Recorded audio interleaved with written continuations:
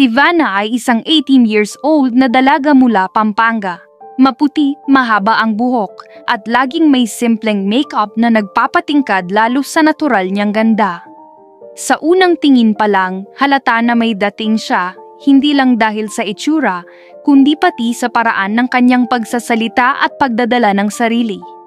Pero bago natin ipagpatuloy, pwede ba akong makahingi ng like at subscribe para sa akin munti kong YouTube channel para updated kayo sa susunod na video?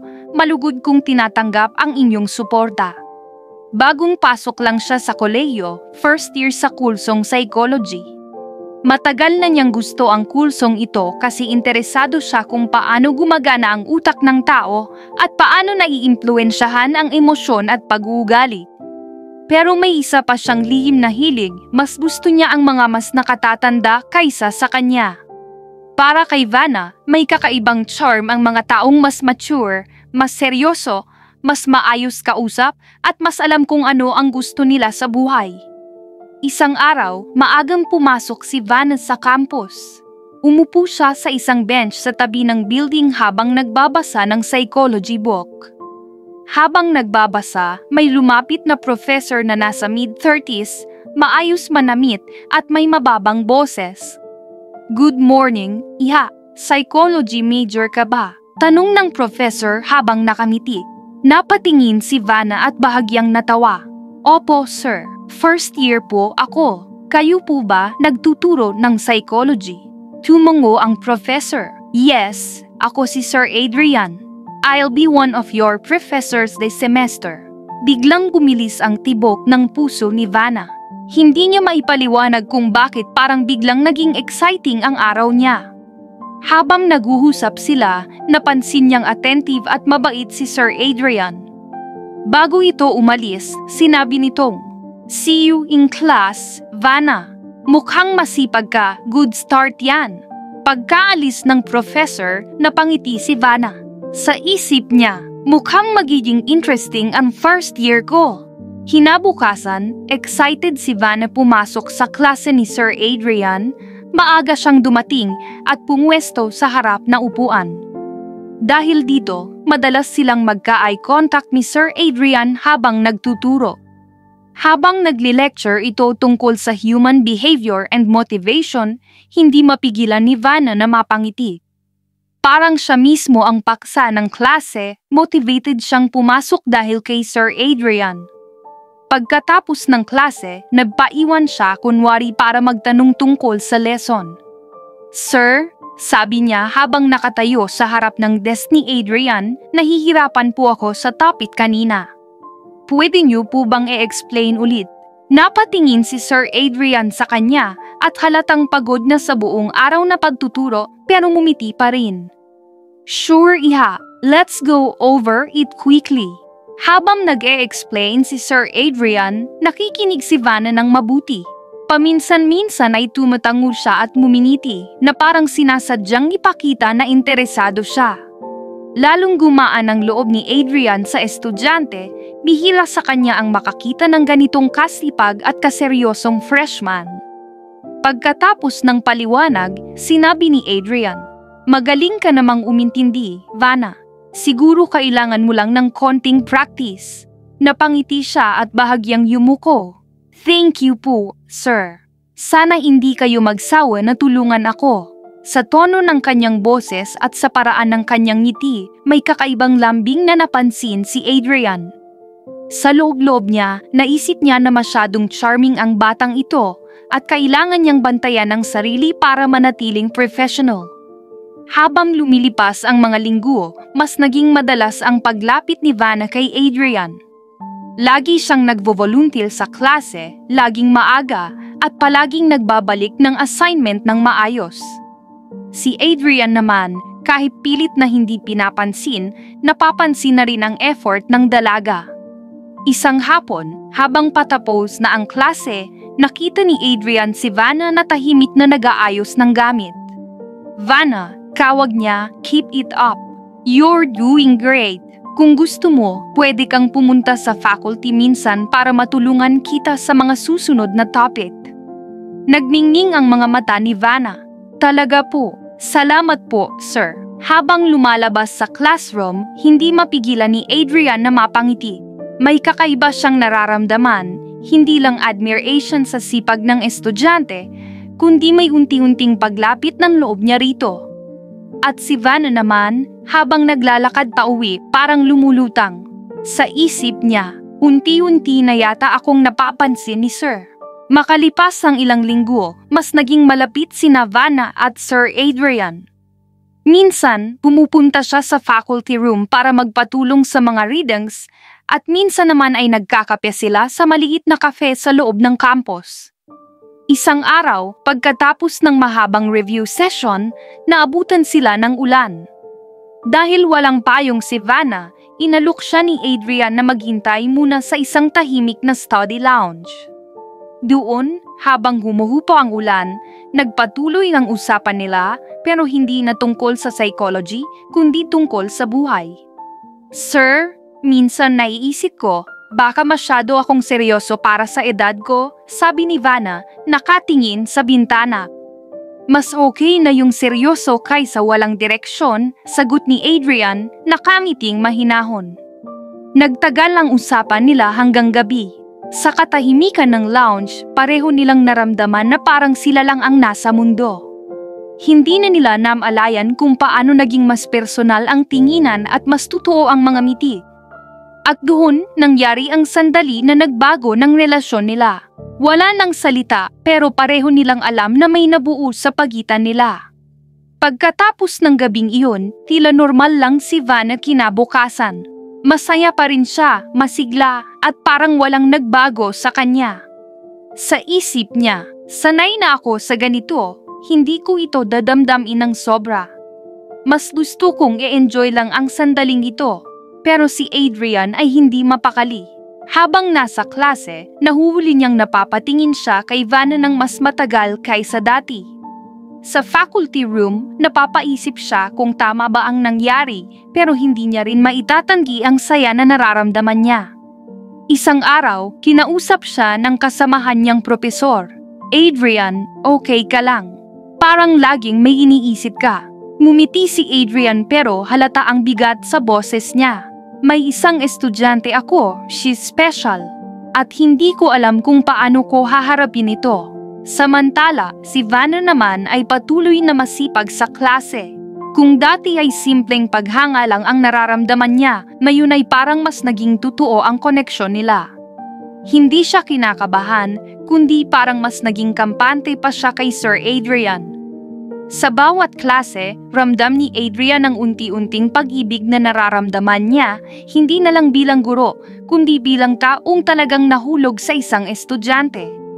Sa isip ni Adrian, kung ito man ay mali, bakit parang tama sa pakiramdam?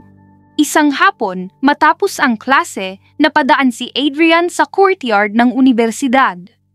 Habang naglalakad, napansin niya si Vanna, nakaupo sa isang bench at masayang nag-uusap kasama ang isa pang professor mula sa Departamento ng Humanities.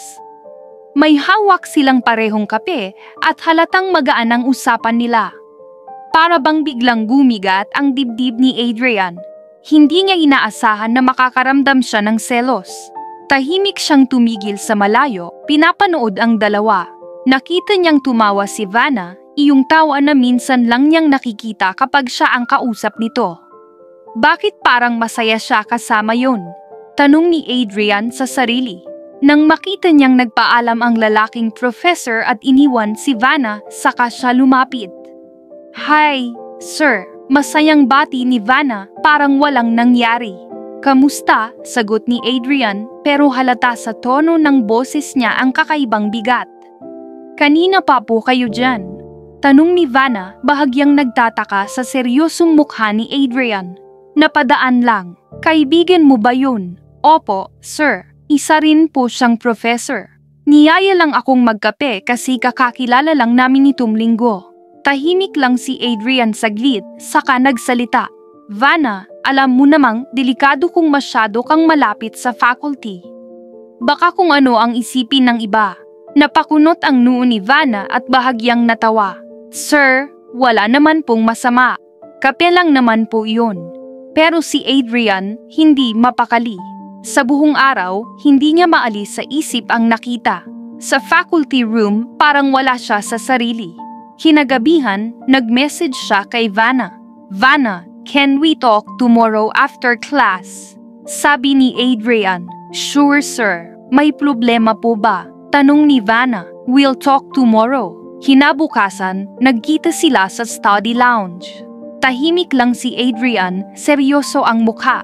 "Vanna," panimula niya, "hindi ko alam kung paano ko sasabihin ito.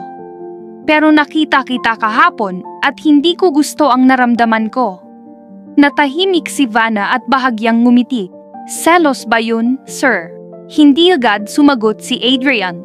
Sa huli, tumanggaw siya.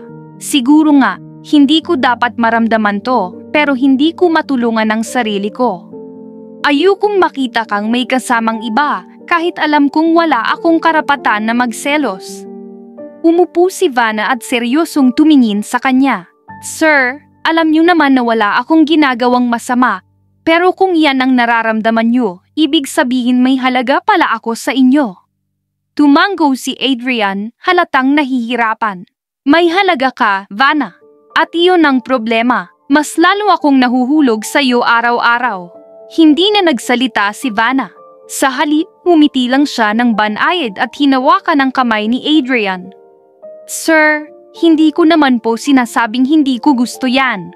Sa simpleng sandaling iyon, tila gumaan ang loob ni Adrian. Kahit may halong takot at kaba, naramdaman niyang mas totoo na ang koneksyon nila. Pero alam niyang hindi pa tapos ang problema, may mga desisyon pa silang kailangang gawin tungkol sa relasyon na ito. Habang umalis sila sa lounge, pareho silang tahimik pero parehong alam na mas seryoso na ang pinasok nilang sitwasyon.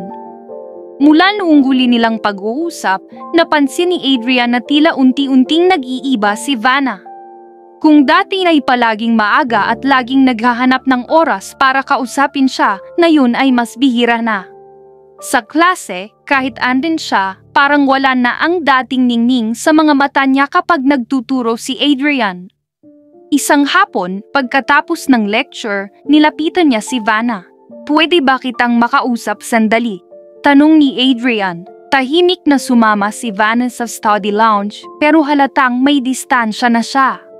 "Vanna, napapansin kong iniiwasan mo ako. May nagawa ba akong mali?" Tanong ni Adrian, may bahid ng pag-aalala ang tinig. Umilim si Vanna at bahagyang ngumiti, pero hindi yun ang masayahing ngiti na nakasanayan niya. "Wala kayong kasalanan, sir. Ako lang, siguro kailangan ko nang mag-focus sa sarili ko." Nagulat si Adrian. "Anong ibig mong sabihin?" Huminga ng malalim si Vanna bago nagsalita. "Sir, alam kong may namagitan sa atin. Pero hindi pwedeng habang buhay akong aasa sa inyo. Kailangan ko ng mas malaking tulong para matuloy ang pag-aaral ko. May nakausap akong isa pang professor, mas mataas ang posisyon niya sa universidad. Gusto niyang i-mentor ako at may scholarship program siyang maibibigay." Natahimik si Adrian. Sa dibdib niya, parang may kumulot. "Ibig sabihin, iiwasan mo na ako?" Tumingin si Vanna sa sahig. "Siguro, hindi dahil ayaw ko sa inyo, sir. Pero kailangan kong maging praktikal. Hindi ko kayang ipagsugal ang kinabukasan ko. Kung may paraan para mapagaan ang gastos ng pamilya ko, kukunin ko yon." Tahimik si Adrian. Ramdam niya ang bigat ng bawat salitang binitawan ni Vanna. "Vanna, hindi kita pipigilan. Pero sana alam mo na hindi ka lang basta estudyante para sa akin." Totoo ang nararamdaman ko. Napatingin si Vanna at sa unang pagkakataon, nakita ni Adrian na parang naluluha siya. "Alam ko, sir, at doon ako natatakot. Ayokong masaktan kayo kapag mas pinili ko ang daan na makakatulong sa pamilya ko. Kung mas madali ang paglayo ngayon, gagawin ko kahit masakit." Tumayo si Vanna at inayos ang gamit. "Salamat sa lahat, sir.